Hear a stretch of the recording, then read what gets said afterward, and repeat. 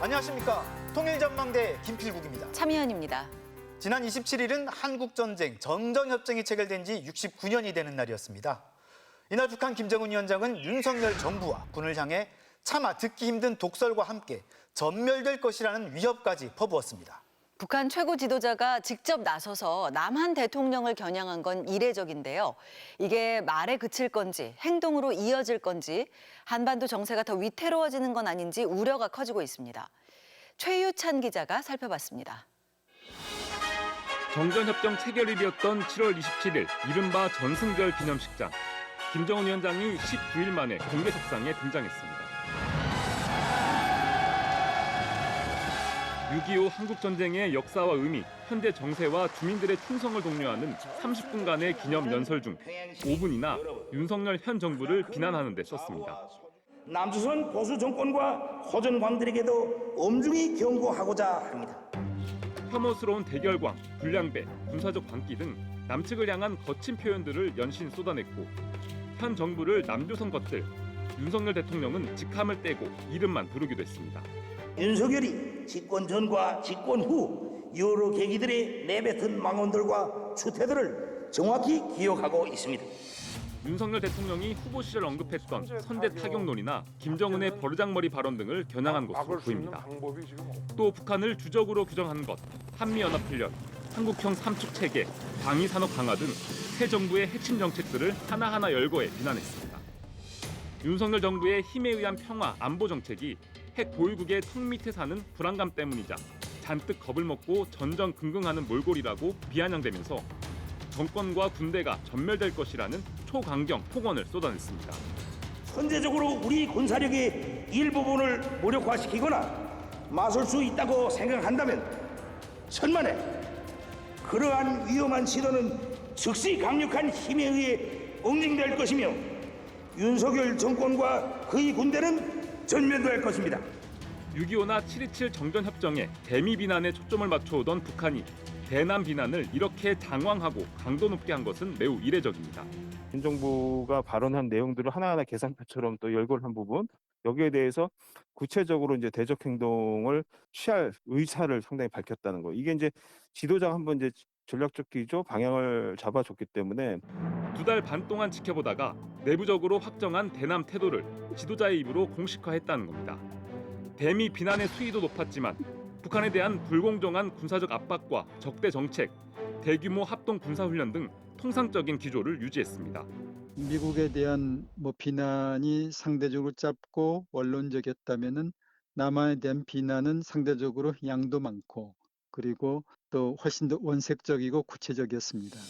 특히 미국에 대해서는 대화에도 대결에도 다 준비되어 있어야 한다는 1년 전 발언을 되풀이하며 대화 가능성을 열어뒀지만 남한에 대해서는 자신들을 걸고 들지 말고 아예 상대하지 않는 것이 상책이라고까지 선을 그었습니다. 어쨌든 대화의 여지가 조금이나 열려있는 느낌이라면 한국 관련된 내용들은 거의 어떤 행동을 취하면 상한 대가를 바로 치르도록 준비돼 있다라는 식의 이제 발언하거든요. 그래서 대화보다는 가만히 있거나 아니면 아예 상대를 하지 않겠다라는. 그동안 북한에 대한 원칙 있고 당당한 대응을 천명해온 우리 정부는 이번에는 깊은 유감선에서 신중한 반응을 보였습니다. 북한 김정은 위원장이 6.25 전쟁 정전협정 체결일 계기 연설을 통해 대통령 실명을 거론하며 우리 정부에 대해 위협적인 발언을 한 것에 대해 깊은 유감을 표명한다. 군 당국도 북한의 위협이 새로운 것이 아니고 핵미사일 위협이 계속 고조되고 있다며 애써 의미를 축소했습니다. 미국 국무부는 김정은 위원장이 어떤 군사적 충돌에도 준비돼 있다고 위협한 데 대해 북한이 동일한 메시지를 되돌려받아도 놀라운 일이 아니라면서 이에 대응하지 않을 것이라고 밝혔고 유엔은 비핵화 대화 재개를 촉구한다는 원론적인 입장을 내놨습니다. 하지만 김 위원장이 핵무력 사용이나 동원 태세를 직접 언급하고 군사 대응을 천명하고 있어서 한반도의 긴장 고조가 우려됩니다. 당장의 변수는 다음 달 22일로 예정된 한미연합 훈련입니다. 한미 양국군의 야외 실기동 훈련이 진행되고 항공모함 등 미군의 전략자산이 한반도에 전개될 예정이어서 북한의 강력한 반발과 대응이 예상됩니다. 북한 외무성 대변인은 최근 한미연합 훈련이 북한에 대한 핵 선제 공격 실전 연습이라면서 경험해보지 못한 심대한 안보 불안정에 직면할 것이라고 위협했습니다. 뭐 일본이나 근처에서 미군 함대가 오든지 항공기가 오든지 저희도 그게 맞춰서 실기동을 대규모로 한다고 했을 때는 북한도 거기에 상응하는 식으로 뭐 단거리뿐만이 아니고 화성 15형, 화성 17형까지도 발사를 할 수 있을 가능성도 배제하기는 어렵습니다. 여기에 더해 핵실험을 실시할 수도 있습니다. 전문가들은 북한이 최근 휴전선 인근 최전선 부대를 중심으로 대남 작전 계획을 수정하고 새로운 중요 군사 임무를 추가하는 동향에 주목하고 있습니다. 최근에 나왔던 신형 전술급 유도 무기들이 이제 양산되면서 재래식 탄도를 탑재해서 전용 군단에도 아마 배치될 가능성이 매우 높거든요. 이제 작전 범위가 500km가 늘어나는 거죠. 그런 부분에 있어서 아마 기존에는 전용 군단의 임무가 이제 소두권이었는데 이제 새로운 무기 체계를 가져오면서 전용 군단의 임무에 후방 타격 임무까지 부여하자라는 남한을 겨냥한 다양한 사거리의 신형 유도 무기들의 위력을 과시하고 육상이나 해상 분계선에서의 국지적 도발도 우려됩니다. 우리 군은 북한의 도발에 대비해 확고한 대비 태세를 유지하고 있으며 미국의 확장 억제 실행력을 높이고 한미연합 방위 태세를 강화할 것이라고 강조하고 있습니다. 하지만 우크라이나 전쟁으로 악화된 국제적 안보, 경제 위기 국면에서 한반도 위기까지 부각될 경우 그러지 않아도 어려운 우리 경제의 발목을 잡고 미국의 세계 전략에도 부담으로 작용하게 될 것으로 보입니다. 통일전망대 최유찬입니다.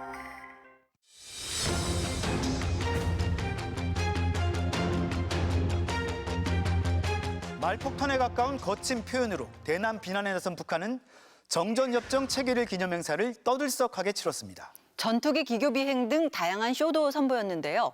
이번에도 야간에 행사를 하면서 극적 효과를 높이려 한 것으로 보입니다. 6.25 전쟁에 참전했던 노병들을 평양에 물러 모아 전쟁 세대의 정신 계승을 강조하기도 했는데요. 김세로 기자, 북한 움직임 하나씩 살펴볼까요?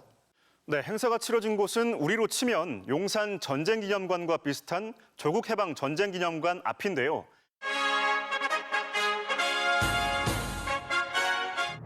군악대와 위병대 공연을 시작으로 한국 육전병이 인공기를 매달고 강화 시범을 선보였고 광장과 거리를 가득 메운 사람들 위로 전투기들이 기교 비행을 하면서 행사가 시작됐습니다. 용용한 한국 용사들이 전승세대에 드리는 가장 요열한 축하의 인사, 송구한 경례입니다. 지난 봄에 개최했던 열병식 행사를 보는 듯한 느낌도 듭니다. 네, 지난 4월 개최했던 열병식과 마찬가지로 이번에도 야간에 행사를 하면서 극적 효과를 높이려 한 것으로 보이는데요. 행사가 진행되는 내내 김정은 위원장은 단호한 표정을 지었고 부인 리설주는 감정이 북받친 듯 눈물을 글썽이기도 했습니다. 행사에 앞서 김 위원장은 6.25 전쟁에 참전했던 노병들과 악수하며 극진히 대접하는 모습을 연출했고 청년들에겐 노병들의 정신을 계승해야 한다고 강조했습니다. 모든 청년들은 노병 세대들처럼 조국보의 성스러운 길에 피 끓는 심정을 내대야 하며 북한이 정전협정 체결일을 상당히 중요하게 기념하는 것 같군요. 네, 1953년 7월 27일 6.25 전쟁 정전협정이 체결됐는데요. 북한은 전쟁에서 이겼다고 주장하면서 이 날을 이른바 전승절로 부르며 기념합니다. 작년과 재작년에 이어 북한은 올해도 참전 군인들을 평양에 불러 모아 노병대회를 열고 대대적인 행사를 개최했습니다. 대회가 끝난 뒤에는 참가자들과 기념사진을 찍기도 했고요. 고위 간부들과 함께 북중 우이탑을 찾아 북한과 중국의 친선을 부각하기도 했습니다. 북한이 노병대회를 열고 이른바 전승절이라면서 성대하게 행사를 하는 의도가 있겠죠? 네, 김 위원장은 전쟁 세대의 정신을 계승해야 한다고 거듭 강조했는데요. 위대한 혁명 세대의 영웅 정신과 투쟁 기풍을 손간도 잊지 말고 빛나게 계승해 나가야 한다고 하시면서 노병들이 청년 세대에게 인공기를 넘겨주는 행사가 열렸고 김일성 대학과 김책공대 학생 등이 전쟁 당시 불렀던 노래를 합창하며 평양 시내를 행진하기도 했습니다. 반미 투쟁, 대결 분위기를 고조시키고 청년들의 사상무장과 체제 결속을 다지는 동력으로 활용하는 거란 분석이 나옵니다. 한국 전쟁을 다시 소환해서 그때의 어려움, 특히 이제 미국이 북한을 여전히 공격하려고 한다라는 이른바 포위, 피포위 의식을 다시 한번 얘기함으로써 체제 결속에 활용하는 그런 모습도 분명히 있는 것이죠. 네. 조금 전 북한의 각종 행사 소식 화면으로 봤듯이 마스크를 착용한 사람이 거의 눈에 띄지 않습니다. 네, 코로나가 안정세에 접어들었다. 의심 환자도 크게 줄었다면서 방역에 자신감을 보이고 있다죠. 네, 한창 의심 환자가 폭증했던 5월에는 신규 유혈자, 즉 의심 환자가 하루 40만 명에 육박했었는데요. 이달 초 1,000명대로 줄어들더니 채 한 달도 안 돼 두 자릿수로 내려갔고 최근 며칠은 10명대라고 주장했고요. 지금 전국적으로 하루 유혈자 발생 수가 10 단위로 줄어든 데 맞게 방역 사업 전반을 정확히 투시하고 또 어제는 북한 전역에서 새로 발생한 발열자가 3명이라고 주장했습니다. 지금까지 총 의심 환자 가운데 99.994%가 완쾌됐고 일부는 치료 중인데 치명률은 0.002%라고 합니다. 세계 각국에서 보였던 통상의 경우와는 다른데 북한 발표 믿을만 할까요? 액면 그대로 신뢰하긴 어렵다는 게 전문가들의 대체적인 판단입니다. 북한은 여전히 확진자가 아니라 발열자 통계를 집계하고 있고 경제 활동을 병행하면서 완벽한 봉쇄를 하지 않고 있는데도 환자 수가 줄었다는데 의문을 표시합니다. 중국을 보더라도 락다운 하는 동안에는 확실히 줄지만 이제 다시 일상 활동을 시작하면 다시 환자 늘어나가지고 부분적으로 계속 봉쇄를 하고 있잖아요. 그러니까 중국만 보더라도 북한에 나온 데이터가 믿기 어렵다는 거예요. 방역 기조는 많이 느슨해진 거죠? 최근 열린 각종 행사에서 주민들이 마스크 없이 있는 모습을 보면 그렇게 볼 수도 있겠는데요. 다만 의심 환자가 급격히 줄었다면서도 북한은 아직 코로나 종식 선언은 하지 않고 있습니다. 또 새 변이 바이러스에 대한 경계와 특히 국경과 해안가 등지의 봉쇄를 강화해야 한다며 철통 같은 방역을 강조하기도 합니다. 비상방역 사업 종령에 대한 단위별 교차 검열과 총화 및 평가 사업을 실속 있게 진행하여 엄격한 방역 기강을 세우고 있습니다. 네, 방역을 빌미로 주민 감시를 강화하는 거 아니냐 하는 분석도 있죠. 네, 조선중앙통신은 최근 비상방역법, 인민보건법, 군중신고법의 조항을 엄격히 실행하고 있다고 전했는데요. 군중신고법이 비상방역법 등과 함께 언급된 점으로 미뤄 방역지침 위반을 서로 감시하는 법안이 새로 만들어진 게 아니냐는 관측이 나옵니다. 앞서 북한은 남쪽에서 날아오는 물건, 즉 대북전단을 발견하는 즉시 신고하라는 조치를 내렸었는데요. 군중신고법에 적절한 보상 내용도 담으면서 주민들끼리 상호 감시와 통제 분위기를 만드는 효과를 노린 것으로 보입니다. 비상 방역과 관련된 일종의 신고 체계라든가 그 내재된 속성은 어떻든 전반적으로 서로 통제를 강화하려고 하는 의도가 상당히 있어 보인다고 봐야죠. 단순히 방역 차원뿐 아니라 반사회주의 행태를 주민들이 서로 감시하는 쪽으로 적용 범위가 확대될 수 있다는 분석도 있습니다. 네, 김 기자 수고했습니다.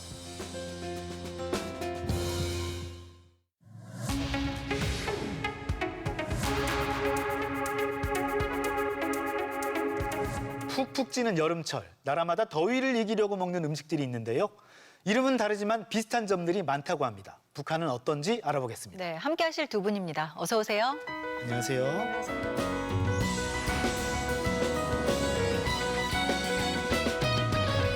네, 남인희 씨는 평양에서 요리사셨잖아요. 보양식을 요리하신 적도 당연히 있겠죠? 네, 평양의 대동강반에 보면은 이제 평양 대동강 수호국집이라는 곳이 있거든요. 네. 굉장히 그 한옥식으로 되게 예쁘게 지어진 건물인데 거기서도 잠깐 일을 했었어요. 네. 그래서 북한에서도 복날에 보게 되면 단체로 이제 보양식을 먹으러 가서 줄을 서는 풍경이 있기도 하거든요. 그래서 대동강에서 갓 잡은 숭어를 이제 탕처럼 펄펄 끓여가지고 이제 음식으로 내는 또 이제 그 메기 같은 경우에도 메기탕도 굉장히 인기가 좋거든요. 그래도 복날에 먹는 음식이다 하게 되면 아직까지도 단고기국이라고 해서 네, 그 보신탕을 네. 많이들 먹죠, 북한에서는. 네. 북한의 가장 대표적인 보양식은 말씀해 주신 대로 단고기라고 불리는 이 보신탕이잖아요. 그런데 국제사회에서 논란이 많이 있는 만큼 오늘은 좀 북한의 다른 보양식들에 대해서 얘기해 보고자 합니다. 네, 우리도 복날이면 뭐 음식점 앞에서 줄 서서 보양식을 먹곤 했었는데요. 네, 그렇죠. 그때 그 시절 보양식 화면으로 만나볼까요? 과거의 추억쯤으로 여겨지는 풍경이죠. 복날이면 유명한 보신탕 집들을 찾아다니던 어른들의 그 시절이 있었는데요. 네, 여름철 보양식으로 자라탕도 유명했다고 합니다. 1980년대에는 계곡, 유원지 등에서 자라를 먹었다고 하네요. 지금까지 대충 몇 마리나 드셨어요? 한 30마리가 넘는다고 봐야죠. 예전에 전쟁 세대 그때는 정말 먹을 게 없어가지고 생존을 위해서 먹었어야 됐는데 경제 성장을 이루면서 특히나 이제 생활 수준이 높아지고 월급이 높아지면서 우리 식탁에서는 잘 보지 못하는 그런 특별한 스태미너에 아주 좋은 음식들이 각광을 받았고요. 사실 지금은 고기는 뭐 아무 때나 뭐 물론 비용이 좀 들긴 하지만 먹을 수 있기 때문에 요즘은 오히려 채식이 더 건강에 좋다라는 이제 좀 흐름이 있어가지고 이런 복날에 채식을 하자 이런 캠페인도 열린다고 합니다. 네, 복날이 다가오면 보양식을 소개하는 프로그램이 텔레비전에 자주 나오잖아요. 북한 TV도 다르지 않다고 하네요. 화면으로 만나볼까요? 네, 평양을 가로질러 서해로 흘러드는 대동강. 한쪽에는 평양 시민들이 즐겨 찾는다는 수산물 식당이 있습니다. 경리하는 최고리 운구대동식께서 명당짜리 터전을 잡아주시고 그 이름까지 달아주신 평양 대동강 수산물 식당입니다. 이곳에서는 손님들이 선택한 바닷물고기나 대동강의 민물고기들로 전통 보양 음식을 만들어 제공한다고 합니다. 굉장히 크구만 이거. 이 대동강 숭어나 메기 같은 민물고기는 북한 TV가 소개하는 대표적인 보양식 중에 하나입니다. 대가리도 국물을 만들어야 국물에서 만물질이 충분히 우러나오면서 탕의 감칠맛이 더 잘 살아납니다. 네, 평양에서는요. 복날에 보양식 먹으려면 대동강으로 가야 한다. 뭐 이런 말이 있을 정도라고요. 보양식 관련된 식당들이 다 대동강반에 있을 정도로 굉장히 유명한 곳이거든요. 네. 그래서 거기서 나오는 잉어를 가지고 잉어탕도 해 먹기도 하고 잉어찜으로 먹기도 하고 그리고 또 메기도 메기 매운탕 또 이제 숭어국 같은 경우에도 평양 4대 음식 중에 하나로 속할 정도로 그래서 여름에는 뭐 이제 숭어국 맛이 어떻더냐 이런 식으로 인사를 할 정도로 굉장히 유명한 곳이기도 합니다. 남인희 씨가 요리사셨잖아요. 그중에서 네. 가장 잘했던 음식은 어떤 거예요? 좀 메기탕을 제일 많이 해봤어가지고 네, 메기탕은 지금도 잘 할 수 있을 것 같습니다. 우리나라는 사계절이 뚜렷하잖아요. 특히나 여름에는 더위 때문에 땀을 많이 흘리다 보니까 아무래도 고단백 음식으로 체력을 좀 보충해주는 그런 음식들을 많이 먹었고 특히나 농경사회 때는 워낙 바깥 노동을 많이 하다 보니까 훨씬 더 이런 스태미너나 보양이 될 만한 음식들에 대해서 관심을 가질 수밖에 없었고요. 특히 또 여름에는 찬물을 많이 마시다 보니까 위장이 좀 약해지고 소화 기능이 약해져서 뼈이 좀 따뜻하고 영양가가 높은 소화가 잘 되는 음식들을 먹기 시작한 것에서 아마도 여름에는 좀 보양식을 챙겨 먹는 문화가 생길 것 같습니다. 근데 보양식은 물론 식당에서 사 먹기도 하지만 집에서 만들어 먹기도 하잖아요. 그렇죠. 저희는 삼계탕 해 먹는데요. 남인희 씨는 북한에서 부모님이 해주시던 보양식 있어요?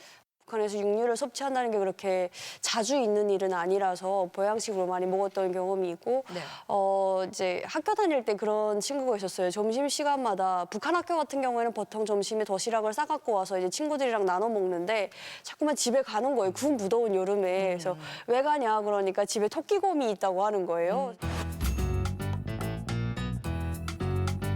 엄마가 해주셨대요. 그래서 한번 먹어보겠냐 해서 저를 데려갔는데 그 모양이 그대로 있는. 그래서 못 먹겠더라고요, 참아. 근데 그런 식으로 토끼곰, 닭곰, 오리곰 해가지고 육류 관련된 어떤 보양식들을 부모님들이 많이 만들어주시거나 하세요. 네, 토끼, 곰 그러니까 어감이 뭐 빨리 와닿지는 않는데요. 네, 토끼하고 곰 국인 뭐 고아서 뭐 먹는 그런 것 같아요. 네, 이름에 곰이 들어가는 요리들 뭐 이제 특징이 뭔가요? 한마디로 다 그대로 모양 그대로 이제 푹 고안해낸 그게 곰의 특징이 아닌가 싶거든요. 이제 내장만 싹 굽고 거기다가 이제 쌀, 밥 같은 걸 이제 찹쌀 이런 걸 넣고 뭐 여러 가지 약재랑 해가지고 푹 고아서 그렇게 먹는 게 대표적인 곰. 북한에서는 굉장히 흔한 어떤 보양식 중에 하나예요. 북한에서 토끼곰을 많이 먹는 이유는 토끼가 흔하기 때문인데요. 특히 국가적으로 토끼 사육을 굉장히 장려합니다. 그래서 학교 같은 경우에도 공부를 열심히 하는 것만큼이나 토끼장을 마련해서 토끼를 열심히 키우거든요. 그래서 이제 북한에서는 주민들의 단백질 섭취를 위해서 토끼고기 조리법이라든가 이런 것들을 TV에서 알려주기도 하고 그럴 만큼 굉장히 토끼고기가 중요한 식용의 재료로 사용되고 있는 것이죠. 그러니까 우리나라 말로 하면은 토끼 곰이 토끼 곰탕, 또 닭곰은 닭곰탕 뭐 이렇게 생각하면 될 것 같은데 그렇죠, 네. 그러면 닭곰탕 그러면은 좀 백숙 같은 건가요? 삼계탕 그렇죠, 네. 비슷한 거예요? 어때요? 이제 삼계탕 같은 경우에는 국물이랑 같이 이제 푹 끓여가지고 국물에 잠긴 채로 이제 먹잖아요. 근데 닭곰 같은 경우에는 그냥 그릇에 고기만 담아서 이제 쪄서 내는 거기 때문에 그 국물이 거의 없고 약간 백숙이랑 비슷한 요리라고 보시면 될 것 같아요. 네. 그 육류의 경우에는 물에 삶거나 찌는 게 훨씬 더 영양학적으로 좋다고 합니다. 왜냐하면은 물이라는 매개를 통해서 상대적으로 저온으로 익히는 거라서 단백질 변성이라든가 영양소 파괴가 적다고 해요. 훨씬 영양학적으로 좋다고 하고요. 그리고 또 소화도 훨씬 더 잘 돼서 아마도 이런 보양식은 전반적으로 고와서 만든다거나 찌거나 삶는 요리가 많은 것 같습니다. 네. 뭐 재료는 비슷한데 남북에서 뭐 부르는 음식 이름은 좀 다른 경우도 있는 것 같아요. 네. 몸보신을 위해서 먹는 음식 또 다른 게 뭐가 있나요? 이제 족발이라고 해서 뭐 이제는 남한에서 흔하게 저녁마다 배달로 시켜 드실 수도 있잖아요. 근데 북한 같은 경우에 이제 대표적인 보양식 중에 하나로 북한에서는 족발을 좀 다르게 부르지 않나요? 그렇죠. 발쪽 이렇게 부르거든요. 그래서 발쪽찜 이렇게 부르는데 그게 임산부한테도 굉장히 좋다 그런 또 인식이 있어서 그것도 또 하나의 보양식으로 근데 좀 비싼 보양식이라서 좀 고급 음식으로 알려져 있어요. 좀 비슷하고도 다른 면이 있는 것 그러게요. 같은데요. 네. 북한 보양식 중에는 우리 보기에 좀 재료가 낯선 것들도 있습니다. 네, 북한에서는 국가 기념일마다 다양한 요리 대회가 열리는데요. 보양식도 만날 수 있습니다. 평양냉면으로 유명한 옥류관에서는요. 메추리 튀김을 비롯해서 자라찜, 자라 붉은 조림 등 자라 요리를 메뉴로 소개하기도 합니다. 네, 미꾸라지는 북한에서도 인기 보양식입니다. 추어탕은 물론이고 미꾸라지 숙회가 박혀있는 두부도 유명합니다. 삼계탕처럼 보이는 이 음식은 타조고기와 밤, 대추, 인삼, 은행 등을 넣고 만든 타조고기 인삼탕입니다. 뼈 속에서 뼈물이 우러나올 때까지 충분히 끓이는 방법으로 만든 것으로 해서 용량 가치가 대단히 높은 보양 음식으로 된다고 합니다. 네, 화면에 뭐 여러 보양식이 나왔는데요. 나민희 씨 이 중에서 요리해 본 거 있으세요? 제가 직접 해봤다기보다는 그래도 썰어보기는 많이 썰어봤었죠. 네. 저 자라탕 같은 경우에는 북한에서 한때 많이 선전용으로 나왔던 또 요리이고 옥류관에서 인민봉사 차원에서 굉장히 특별히 개발한 요리다 뭐 이런 식으로 선전을 했었는데 굉장히 비싼 요리예요. 북한 같은 경우에는 인민반에 이제 쿠폰이 한두 개씩 나오는데 그걸 가지고 옥류관에 가서 쿠폰을 내면 이제 먹을 수 있는 요리인데 최근에 북한의 어떤 보양식으로 급부상하고 있는 요리가 아닌가 싶어요. 네.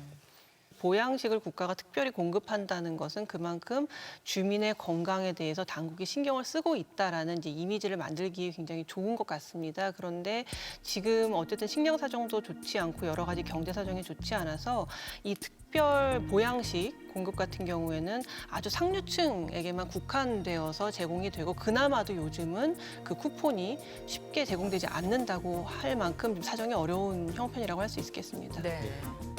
우리는 뭐 요즘에는 보양식도 뭐 쉽게 먹을 수 있게 포장해서 파는 레토르트 그렇죠. 식품도 있고요. 네. 또 배달 앱으로 간단하게 뭐 주문해서 먹을 수도 있잖아요. 네, 그렇죠. 뭐 영양제를 보양식 대신해서 챙겨 먹기도 하고요. 건강을 위해서는. 그래서 그런지 보양식의 의미가 좀 북한과는 또 다르게 느껴집니다. 그렇죠. 뭔가 북한에서는 이제 보양식은 정말 특별한 기회에 1년에 한두 번. 네. 그리고 닭고기 같은 경우에도 생일날 닭고기 먹으면 정말 잘 먹었다 이렇게 얘기를 할 정도로 굉장히 흔하지가 않거든요. 북한 주민들도 언젠가는 좀 이렇게 먹는 문제가 쭉 해결이 되어서 평상시에 늘 이렇게 잘 먹을 수 있는 날이 빨리 왔으면 좋겠다 이런 생각이 듭니다. 네. 사실 저희 부모님 세대 얘기를 들어보면 쌀밥에 고깃국을 1년에 한두 번 명절에만 먹을 수 있었던 귀한 음식이었는데 지금 우리 보면은 선진국병이라고 하죠. 너무 영양이 과잉되거나 해서 성인병에 걸리는 경우가 많기 때문에 오히려 영양 과잉을 좀 줄이는 콜레스테롤을 낮추는 약을 먹는다거나 디톡스를 한다거나 이제 그러한 식으로 어떤 보양의 의미가 좀 달라지는 것 같아요. 그래서 아마 옛날에 정말 못 살고 먹을 것이 없던 시절의 보양식 문화와 이렇게 먹을 것이 넘쳐나는 시대의 이제 보양식 문화는 아마 매우 달라질 것으로 보입니다. 이 무더위는 남북을 가리지 않잖아요. 더운 날씨 당분간 더 이어질 거라고 합니다. 네, 약과 음식은 근원이 같다고 해서 약식 동원이란 말도 있죠. 자신에게 맞는 음식 먹으면서 올여름 무더위도 이겨내시길 바랍니다. 오늘 도움 말씀 고맙습니다. 감사합니다.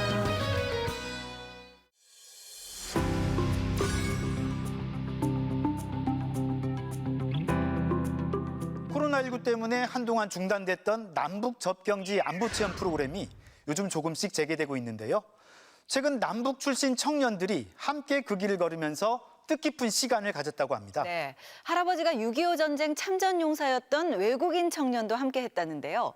같이 땀을 흘리면서 평화와 통일의 의미를 되새겨본 그 현장을 이상현 기자가 찾아가 봤습니다. 마치 화채 그릇 모양을 닮았다 해서 그 이름이 붙여졌던 강원도 양구 해안면의 분지 펀치볼. 한국전쟁 당시 수많은 남북의 고지 쟁탈전이 펼쳐졌던 데다 1990년 북한 땅굴이 마지막으로 발견됐던 곳이어서 우리의 중요한 안보 체험장이 되어 왔는데요. 최근엔 청년들에게 그 초점이 맞춰지고 있습니다. 안보 관광은 이제 어르신들, 나이 드신 분들의 관광이 아니고 젊은 친구들도 같이 호흡하면서 진행할 수 있는 그런 안보 관광이 돼야 되지 않나 싶습니다. 그 펀치볼에 10년 전 73km 길이로 조성된 둘레길은 지난해엔 국내 처음으로 지정된 국가 숲길에 포함되기도 했는데요. 코로나19 여파로 2년간 출입이 통제됐다가 최근 들어 조금씩 다시 열리고 있습니다. 이제 군부대 지뢰지대가 곳곳에 있어갖고 저희들이 항상 그 숲길 등산 지도사 동바 자율 탐방이 안 되고 전쟁의 상흔이 가득한 그 둘레길 탐방을 위해 모처럼 수십 명의 청년들이 찾아왔습니다. 제4 땅굴 같은 안보 체험이 시작되는 양구 통일관 앞입니다. 이곳에서 DMZ 펀치볼 둘레길도 시작이 되는데요. 그럼 청년들과 함께 그 둘레길을 따라 걸어보겠습니다. 한 북한 인권단체 통일 걷기 행사에 참여한 남북 출신의 청년들인데요. 2014년부터 서부전선과 낙동강 전선, 제주도, 백령도 등을 탐방해왔던 이 통일 걷기의 올해 탐방지는 동부전선. 아무래도 그 젊은 세대들이 생각할 때 통일에 대한 의식이 과거와 달리 많이 희미해지잖아요. 그래서 젊은 세대들에게 통일 의식을 깨우쳐주는 것이 근본 목적이었어요. 서울에서 국립현충원을 참배한 청년들은 강원도 양구로 넘어와 먼저 8호호의 인공섬 한반도 섬을 둘러본 뒤 펀치볼 둘레길 도전에 나섰습니다. 태극기를 앞세운 채 양옆으로 지뢰 경고 표시가 이어지는 좁은 산길을 따라 올라가고 또 내려가고. 여기는 지뢰가 많은 지역이 확인된 지역이에요. 한여름 폭염 속의 강행군이었지만 땀방울 하나하나는 초면의 친구들, 특히 남북 출신의 청년들을 하나로 묶어주기에 충분했습니다. 함께 하면서 전혀 힘들다는 생각보다도 함께 하니까 너무도 즐겁고 좋은 거예요. 다양한 배경 가진 친구들과 함께 한다는 게 쉽지 않잖아요. 이런 좀 자극을 받고 다시 예전에 가졌던 그런 마음들을 다시 좀 되새겨보면서 처음에는 좀 많이 서먹서먹했는데 뭐 막 많은 사람들이랑 얘기도 많이 해보고 이제 좀 탈북민들 분들이랑도 좀 많이 얘기해보니까 조금 많은 걸 좀 배운 것 같고 몰랐던 것도 많이 알 수 있는 경험이 된 것 같아서 조금 많이 뜻깊었던 것 같습니다. 점심을 먹기 위해 도착한 중간 기착지. 누구 할 것 없이 다들 표정이 밝아집니다. 지뢰 경고판과 군사용 참호들이 둘러싸고 있는 공간에 3355 둘러앉았고 이 처음 접해보는 야전 식량으로 밥을 만들어 먹으며 격이 없는 대화도 주고받습니다. 제 밥 망쳐가지고. 뭐가 왜 망쳤어요? 이거 어떻게 하는지 몰라서? 다 망치면 분위기 안 좋은데 제 것만 망쳐가지고. 안 익어가지고. 아 진짜? 청정 숲속에서의 꿀맛 같은 식사와 휴식을 마치고 다시 시작된 민간인 통제 구역에서의 산행. 여기가 아까 말씀드렸다시피 민간인 통제소 북방 지역이고 민간인들이 마음대로 들어오지 못한 지역에서 그나마 이렇게 깨끗합니다. 어렴풋이나마 북한의 산하를 직접 살펴보고 전쟁의 상흔이 가득한 산길을 걷는 것만으로도 가슴 벅찬 한 걸음 한 걸음입니다. 이렇게 가까이 북한이 라는 생각을 많이 했습니다. 저기 넘어가면 바로 북한이라고 하셔가지고. 산행을 마치고 치열했던 남북의 고지쟁탈전 역사가 담겨있는 전쟁기념관을 둘러본 뒤 청년들이 향한 곳은 폐교 건물을 활용해 만들어진 숙소. 한 방에서 남북 청년이 함께 밤을 지새우며 속 깊은 대화도 주고받습니다. 당연히 또 재밌었지만 올해는 진짜 더 좋은 형들도 많이 만났고 진짜 재밌었습니다. 이곳에선 특별한 청년들도 만날 수 있었습니다. 할아버지가 한국전쟁 참전 용사인 필리핀 청년과 그 친구들이었는데요. 할아버지가 전쟁 때 양구에서 찍은 사진들을 가져와 사진 속 장소를 찾아가 보고 남북의 청년들과 함께 참전 기념비에서 헌화와 묵념도 하면서 평화의 중요성을 다시 한번 느껴보기도 했습니다. At natabi namin ang mga kanyang album sa pamamagitan ng i-donation sa kanya sa pamamagitan ng album at pinagdidiwan namin ang pagmamahal namin sa kanya. 수많은 고지전 전적비를 찾아다니며 잡초를 제거하고 태극기를 개양하고 그렇게 참배를 이어간 남과 북 그리고 외국의 청년들. 각자의 출신은 다르지만 70여 년 전 할아버지들이 치열하게 싸웠던 그 자리에서 이제는 서로를 의지하고 응원하며 한 걸음 한 걸음 평화와 통일의 염원을 담은 발걸음을 힘차게 내딛고 있습니다. 통일! 발걸음! 통일전망대 이상현입니다.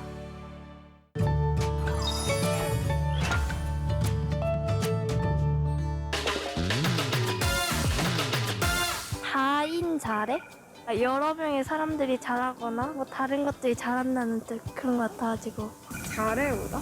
잘해오다. 잘하다 이런 억양이 좀 우리나라 말이랑 비슷한 것 같아가지고. 북한말 잘해오다는 잘하게 하다, 기르다라는 뜻을 가진 말로 사람이나 동식물, 수염, 마음, 힘 등 다양한 대상과 어울려 쓰입니다.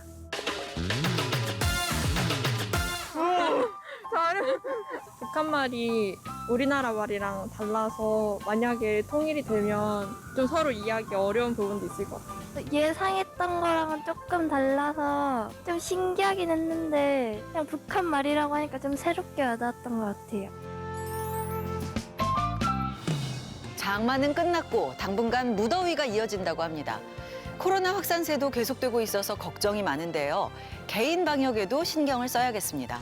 이제 본격적인 휴가철도 시작됐는데요. 안전하고 건강하게 다녀오시길 바랍니다. 통일전망대 다음 주도 알찬 내용으로 찾아오겠습니다. 고맙습니다.